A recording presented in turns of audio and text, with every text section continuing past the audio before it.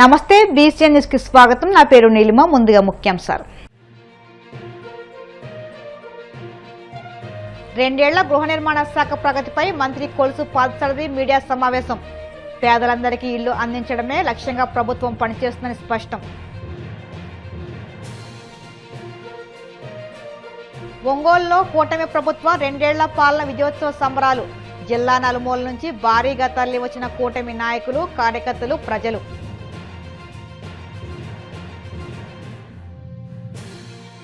DSC అక్రమాలపై CBI దర్యాప్తు జరిపించాలి.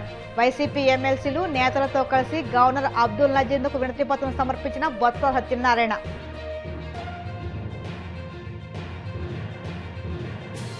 కూటమి ప్రభుత్వం 2 ఏళ్ల పురోగతిని చూసి సహించలేక జగన్ డ్రామా కంపెనీ కొత్త నాటకాలు మొదలుపెట్టింది. ఆర్యవైశ్య కార్పొరేషన్ చైర్మన్ డూండి రాకేష్ ధ్వజం. కూటమి ప్రభుత్వం పేదలందరికీ ఇళ్లు అందించడమే లక్ష్యంగా పనిచేస్తుందని మంత్రి కొలుసు పాదసారథి స్పష్టం చేశారు. 2 ఏళ్ల గృహ నిర్మాణ శాఖ ప్రగతిపై మంత్రి మీడియాతో మాట్లాడారు. వైసీపీ హయాంలో గృహ నిర్మాణానికి అవసరమైన నిధులు సరైన స్థాయిలో విడుదల చేయకపోవడంతో లక్షలాది మంది పేదలు ఇబ్బంది ఎదుర్కొన్నారని ఆరోపించారు. వివిధ దశల్లో ఉన్న దాదాపు 4 లక్షల ఇళ్ల ప్రాజెక్టులు రద్దు చేశారని ప్రస్తావించారు. కూటమి ప్రభుత్వం అధికారంలోకి వచ్చిన తర్వాత ఇప్పటి వరకు 15.54 లక్షల ఇళ్లను మంజూరు చేసినట్లు మంత్రి తెలిపారు. జగన్ హయాంలో నిలిచివేసిన గృహ నిర్మాణాలను తిరిగి ప్రారంభించి ఇప్పటికే 4.50 లక్షల ఇళ్లను పూర్తి చేసి లబ్ధిదారులకు తాళాలు అందించినట్లు మంత్రి పాదసారథి తెలిపారు. కూటమి పరిపాలన 2 సంవత్సరాలు పూర్తయిన సందర్భంగా రాష్ట్ర వ్యాప్తంగా అన్ని వర్గాల ప్రజలు కూడా కొన్ని సమస్యలున్నా కూడా ఓవరాల్గా సంతృప్తి వ్యక్తపరచడం కానివ్వండి, మాకు మంచి జరుగుతుంది, మాకు ఒక మంచి భవిష్యత్తు ఏర్పడుతుంది, మా పిల్లలకి మంచి భవిష్యత్తు ఉంది అనే భావన ప్రజల్లో నెలకొల్పటంలో ఈ కూటమి ప్రభుత్వం చంద్రబాబు నాయుడు గారి నాయకత్వంలో సఫలీకృతమైందని చెప్పేసి తెలియజేస్తా ఉన్నాను. ముఖ్యంగా గృహ నిర్మాణం అనేది తెలుగుదేశం ప్రభుత్వానికి, తెలుగుదేశం పార్టీ స్థాపించినప్పటి నుంచి కూడా అత్యధిక ప్రాధాన్యత కలిగిన అంశంగా ఎప్పుడు అధికారంలో ఉన్నా కూడా పరిగణించబడుతుందని చెప్పేసి మనం చేస్తా ఉన్నాను. పక్కా గృహాల నిర్మాణం అనేది మొట్టమొదటగా తెలుగుదేశం పార్టీ వ్యవస్థాపకులు, విశ్వవిఖ్యాత నట సార్వభౌముడు నందమూరి తారక రామారావు గారు ఉన్నప్పుడే దేశంలో ఎక్కడా లేని విధంగా పక్కా గృహాలు, స్లాబ్ వేయటం, అటువంటి గృహాల నిర్మాణానికి నాంది పలికారని చెప్పేసి మనం చేస్తాం. ఈరోజు కూడా ఈ ప్రభుత్వం అధికారం చేపట్టినప్పటి నుంచి కూడా ముఖ్యమంత్రి గారు మాకు చేస్తున్న సూచన ఏమిటంటే, ఈ 5 సంవత్సరాల కాలంలో అర్హత ఉన్న ప్రతి పేదవాడికి కూడా ఇల్లు గృహ నిర్మాణం చేసి ఇవ్వాలి అనే ఆదేశంతో ఈ గృహ నిర్మాణ శాఖ పనిచేస్తుందని చెప్పేసి మనం చేస్తామని నేను ఒకసారి చరిత్ర చూసినట్లయితే 2014-2019లో కూడా ఈ పథకానికి, గృహ నిర్మాణ పథకానికి అత్యంత ప్రాధాన్యతనిచ్చి కేంద్ర ప్రభుత్వ సహకారం లేకుండానే, అంటే సహకారం ఇన్ ది సెన్స్ అప్పుడు ఈ PMAY ప్రోగ్రామ్ స్టార్ట్ కాకముందే ఏదైతే తెలుగుదేశం పార్టీ సిద్ధాంతం ఉన్నదో, ప్రతి పేదవాడికి ఇల్లు ఏర్పాటు చేయాలనే సిద్ధాంతం ఏదైతే ఉందో దానికి తగ్గట్టు ఎన్టీఆర్ హౌసింగ్ అనే పథకాన్ని స్టార్ట్ చేయడం జరిగిందని చెప్పేసి మనం చేస్తాను. మరి 2014-2019 మధ్యలో ఎన్టీఆర్ రూరల్ హౌసింగ్ 10 లక్షలు శాంక్షన్ చేసి 5,63,179 గ్రౌండ్ చేసి 4,56,929 కంప్లీట్ చేశామని చెప్పేసి తెలియజేస్తాను. మొత్తం ఆ 5 సంవత్సరాల కాలంలో 2014-2019 5 సంవత్సరాల కాలంలో 8,04,853 ఇళ్ళని పూర్తి చేయడం జరిగిందని చెప్పేసి మనం చేస్తాను. దీనికి ఎన్టీఆర్ రూరల్ హౌసింగ్కి పూర్తిగా యూనిట్ కాస్ట్ 1,50,000 రూపాయలు, PMAY అర్బన్ 2.5 లక్షలు, PMAY గ్రామీణ్ 2 లక్షలు, హుదూద్ హౌసింగ్కి 4 లక్షల రూపాయలతో యూనిట్ కాస్ట్గా నిర్ణయం చేసి ఆ రోజు మరి గృహ నిర్మాణం చేయడం జరిగిందని చెప్పేసి మనం చేస్తాను. దాంట్లో government of India, government of AP share, అదేవిధంగా కన్వర్జెన్స్ ఇవన్నీ కూడా కలిపి ఆ యూనిట్ కాస్ట్లో ఇవ్వటం జరిగిందని చెప్పేసి మనం చేస్తాను. కూటమి ప్రభుత్వం 2 ఏళ్ల పాలన పూర్తి చేసుకున్న సందర్భంగా ఒంగోలులో విజయోత్సవ సంబరాలు ఘనంగా నిర్వహించారు. ఒంగోలులోని SGVS కన్వెన్షన్ హాల్లో జరిగిన ఈ కార్యక్రమాన్ని జిల్లా ఇన్ఛార్జి మంత్రి ఆనం రామనారాయణ రెడ్డి, జిల్లా మంత్రులు డోలా బాలవీరాంజనేయ స్వామి, గొట్టిపాటి రవికుమార్ ప్రారంభించారు. ఈ కార్యక్రమానికి జిల్లా నలుమూల నుంచి ఎన్డీఏ కూటమి నాయకులు, కార్యకర్తలు, ప్రజలు భారీగా తరలివచ్చారు. 2 ఏళ్లలో ప్రభుత్వం చేపట్టిన అభివృద్ధి సంక్షేమ కార్యక్రమాలు, ప్రజలకు అందించిన ప్రయోజనాలను వివరించేందుకు ఈ విజయోత్సవ సభలను నిర్వహించారు. సంక్షేమం సాధించినటువంటి విషయాలను, అభివృద్ధిని, ఒకసారి సంక్షేమాన్ని మనం ఇవాళ చూస్తే ఈ 2 సంవత్సరాల కాలంలో సంక్షేమానికి 7,163 కోట్ల రూపాయలు ఈ కూటమి ప్రభుత్వం పేద మధ్యతరగతి వర్గాల ప్రజలకి అందించింది అని చెప్పి నేను మీకు మనవి చేస్తున్నాను. అన్ని విషయాలు పెద్దలందరూ కూడా చెప్పారు. ఏ ఏ శాఖలో ఎలా వచ్చింది, ఏ పద్ధతుల్లో ఎంతెంత ఖర్చు పెట్టాం, ఎన్ని లక్షల మందికి అన్నదాత సుఖీభవ ఇచ్చాం, తల్లికి వందనం ఇచ్చాం, స్త్రీ శక్తిని ఇచ్చాం, ఇలా ప్రతి ఒక్కటి కూడా చెప్పడం జరిగింది. ఇవన్నీ కలిపి ఈ జిల్లాలో, ప్రకాశం జిల్లా ఒక్క దాంట్లో 7,163 కోట్ల రూపాయలు ఈ ప్రభుత్వం ఖర్చు చేసింది ఈనాడని చెప్పి మీకు మనవి చేస్తాను. అలాగే అభివృద్ధి సంక్షేమం ఒకవైపు ఆలోచన చేస్తూ అభివృద్ధిలో ముందుకు పోవాలని చెప్పే తపనతో అభివృద్ధికి అవసరమైనటువంటి సాంకేతిక పరిజ్ఞానంతో కూడుకున్నటువంటి అనేక శాఖల్లో 3,068 కోట్ల రూపాయలు ఇప్పటికే ఖర్చు చేయడం జరిగింది. ఇవన్నీ వచ్చే పరిశ్రమలతో కాదు, ఇవన్నీ లేకుండానే పంచాయతీరాజ్ కానీ, R&B కానీ, విద్యుత్ శాఖ కానీ, ఇలాంటి అనేక శాఖల్లో జరిగిన అభివృద్ధి 3,068 కోట్ల రూపాయలు.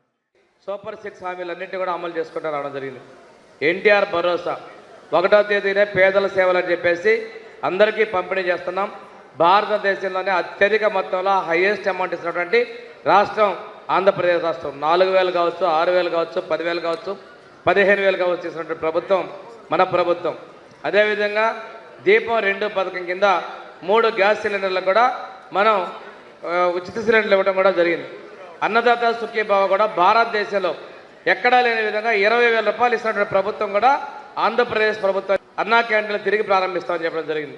అన్నా క్యాంటీన్లు ప్రారంభించడమే కాకుండా గ్రామీణ నియోజకాలు మా కొండేపై, దర్శి లాంటి ప్రాంతాల్లో కూడా కొత్తగా అన్నా క్యాంటీన్లు ఏర్పాటు చేసి 5 రూపాయలకే అన్నం పెట్టేటువంటి ప్రభుత్వం మన ప్రభుత్వాన్ని కూడా మీకు తెలియజేసుకుంటా ఉన్నాం. 16,000 టీచర్ పోస్టులు, 6,000 కానిస్టేబుల్ పోస్టులు భర్తీ చేయడమే కాకుండా రాష్ట్రానికి 20 లక్షల కోట్ల పెట్టుబడులు తీసుకొచ్చి 21 లక్షల ఉద్యోగాలకి మనం మార్గం సుగమం చేయడం కూడా జరిగిందనే విషయాన్ని నేను గర్వంగా తెలియజేస్తా ఉన్నాను. చంద్రబాబు నాయుడు గారు చెప్పారు, మన అధికారంలోకి వచ్చిన తర్వాత ఇమీడియట్గా మార్కాపురం జిల్లా ఇస్తా ఉన్నారు. అదేవిధంగా అద్దంకిని, కందుకూరుని తీసుకొచ్చి మళ్ళీ ప్రకాశం జిల్లాలో కలుపుతూ ఉన్నారు. ఇచ్చిన మాట ప్రకారం ప్రజల మనసులో ఏదైతే ఉందో అది చేయడమే నమ్మకం అన్నమాట. అభివృద్ధి అంటే 4,000 రూపాయలు పెన్షన్ చేశాం 3,000 నుంచి. అదే కాకుండా ఆ రోజు చెప్పడం జరిగిందనమాట, ఏప్రిల్ మే మాసాలకు సంబంధించిన పెన్షన్ 7,000 కూడా కలిపి ప్రజలకు ఇస్తామని చెప్పాం. అది చేశాం.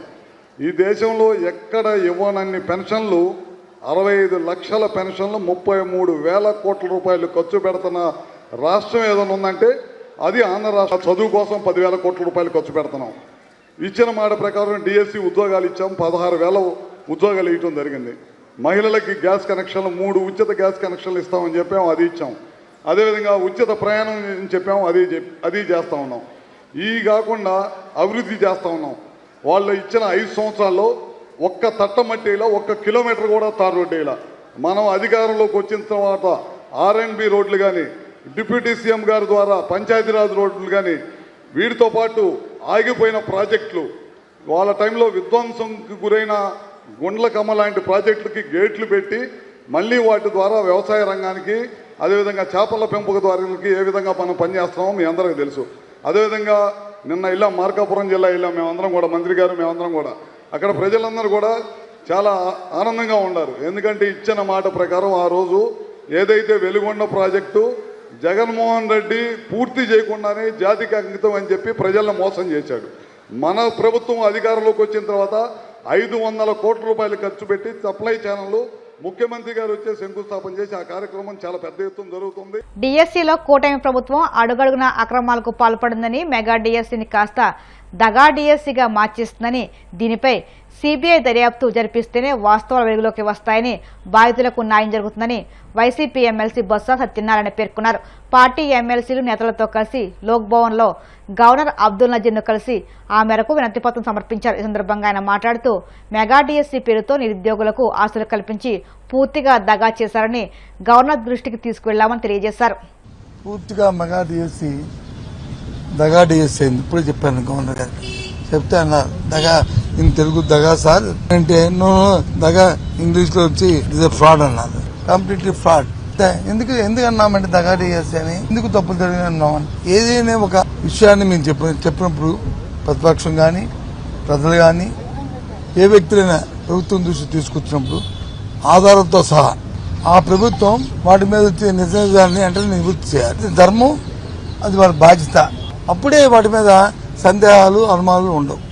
ఇక్కడ జరిగింది ఏంటి, ముందుగానే ప్రభుత్వం వాళ్ళు అనుకున్న వ్యక్తులతోనో విద్యార్థులతోనో లేకపోతే అనుకున్న వాళ్ళకున్న అనుచరులకో ఎవరికో నాలెడ్జ్ పడి పేపర్ సెట్ చేసిన దగ్గర నుంచి ఉద్యోగాలు ఇచ్చిన వరకు ఇంక్లూడింగ్ స్పోర్ట్స్ కోటా అంశాలు, ఇప్పుడే 5 అంశాలను కూడా అందులో ఐడెంటిఫై చేసి ఇచ్చాం.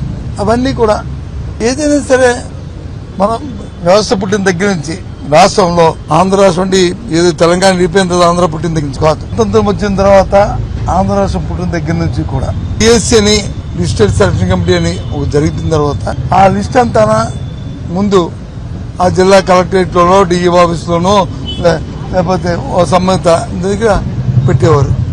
ఇదిగో వీళ్ళు సెలెక్ట్ అయినారు ABCDF 1 2 3 4 దాని నుంచి ఇంటర్వ్యూ పిలిచి ఉండేవారు. ఏమంటే వెబ్సైట్ లో పెట్టి ఎక్కడ ఉంది వెబ్సైట్ అంటే ఎప్పుడు ఈ ఇష్యూ వచ్చిన తర్వాత అడిగిన తర్వాత డిమాండ్ చేసిన తర్వాత విద్యార్థుల నుంచి ఇటు ప్రభుత్వం నుంచి ఇటు పార్టీల నుంచి ప్రతిపక్షం నుంచి బలంగా వచ్చిన తర్వాత అన్ని సర్దుకొని అప్పుడు అది స్టేట్ లో వెబ్సైట్ లో పెట్టామంటారు. జిల్లాలో ఉండదంట. ఇది వాస్తవం. నేనే ప్రత్యక్ష సాక్షి. నేనే 4 డిఓతో మాట్లాడాను. ఎక్కడుంది లిస్టు అది చూసుకుంటారండి, మా వాళ్ళు వెళ్తారు. అయితే డిఓ గారు లేకపోతే ఏపీసీ గారు లేకపోతే కలెక్టర్ గారు అది చూసి చెప్పండి. జిల్లా లెక్కలేదు, ఎక్కడో రాష్ట్రంలో వెబ్సైట్ లో ఉంది.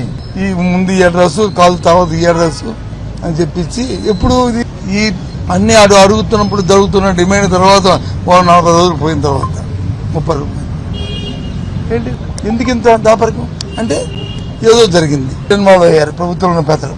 టెలిఫోన్ తాలూకా కాల్స్ తాలూకా చూసాం. ఏ ప్రభుత్వం ఏం చేస్తుందండి, వాళ్ళని తీసుకొచ్చి వాళ్ళకి నాన్ బెయిలబుల్ సెక్షన్స్తో కేసులు పెట్టి వాళ్ళని ఇంట్రాగేట్ చేసి వాళ్ళు ఎంక్ చేసి ఎక్కడి నుంచి వస్తా ఆరికి వచ్చిందో వాళ్ళని తీసుకొచ్చి అవన్నీ చేస్తే అవుతాయి. నేను ఎడ్యుకేషన్ మినిస్టర్ చేశాను, సురేష్ ఎడ్యుకేషన్ మినిస్టర్ చేశాడు గత 5 సంవత్సరాల్లో. 10th క్లాస్ పరీక్షలు జరిగితే ఎంత పగడబందిగా చేసి ఏదైతే ఆ సెంటర్కి వచ్చి దగ్గర 2, 3, 4 కిలోమీటర్లో కూడా పరీక్షలు ఉంటే వాళ్ళు పట్టుకున్న పరిస్థితిని చూశారు కదా. వాళ్ళందరూ శిక్షించి జైలు పంపించిన పరిస్థితి చూశారు కదా. ఎప్పుడైనా జరిగిందా అది ఈ రాష్ట్రంలో? ఆ క్షణం నుంచి ఆ మాస్ కాపింగ్ పోయింది కదా. అంటే శత్రుత్వం ఉండాలి నాయకులకు ఉంటే ఆఫీసర్లకు ఉంటారు. నాయకులందరూ పరిపాలన గాలికి వదిలేశారు. జరుగుతుందిలే, ఏదో అవుతుందిలే, ఏదో పోతుందిలే అని ఇచ్చారు జీవోలు. ఏమంటే గత ప్రభుత్వంలో వచ్చి స్పోర్ట్స్ కోటా జీవోలు ఉండేవి. గత ప్రభుత్వంలో కొత్తగా ఇవ్వలే, అంతకుముందు జీవోలనే కంటిన్యూ చేస్తాం. ఆ జీవోలు మార్చారు. మళ్ళీ మీరు ఈ డిఎస్సి పెట్టిన తర్వాత కొత్త జీవోలు స్పోర్ట్స్ కోటా ఇచ్చారు. ఏమంటే కేంద్ర ప్రభుత్వం ఇచ్చారని చెప్పి 52 కార్డులతో ఆడతారు కదా. 52 కార్డులు మనం క్లబ్లో ప్యాకెట్ ఆడతాం, మన అది వచ్చి బ్రిడ్జ్ ఆట అంటే అది కూడా గేమ్ అని ఈ పిల్లలు చదువు చెప్పిన దాంట్లో భాగమే ఉన్నారు. మొన్న ఎప్పుడు చూశాను చంద్రబాబు నాయుడు గారు ఆ బ్రిడ్జికి స్పెల్లింగే తెలియదు చెప్తున్న ఆయనకి నేను ఏదో స్టేట్మెంట్ ఇస్తే. ఇప్పుడు కాసేపు ప్రకటనలు.